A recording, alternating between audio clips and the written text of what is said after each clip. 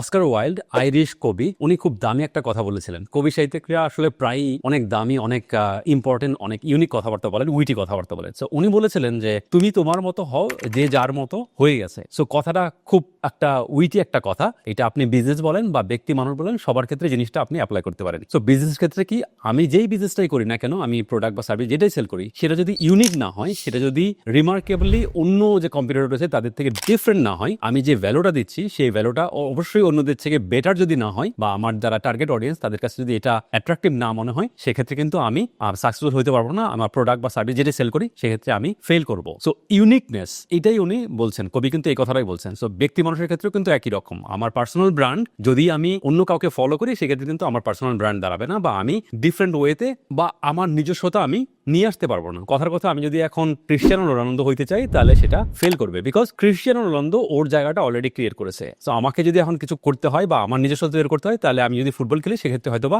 Return 7 বা SR7 আমি কিছু একটা হতে পারি, বা ওইটা হওয়ার ট্রাই করতে পারি, রাইট? সো আইডিয়াটা নিশ্চয়ই পেয়েছেন। আমাদেরকে ইউনিক হইতে হবে, আমাদেরকে অন্যদেরকে কপি করে আমরা যদি কোনো কিছু করতে চাই, সেটার ফেল হওয়ার সম্ভাবনা অনেক অনেক বেশি বা হাই। সো সবার জন্য শুভকামনা। Thank you.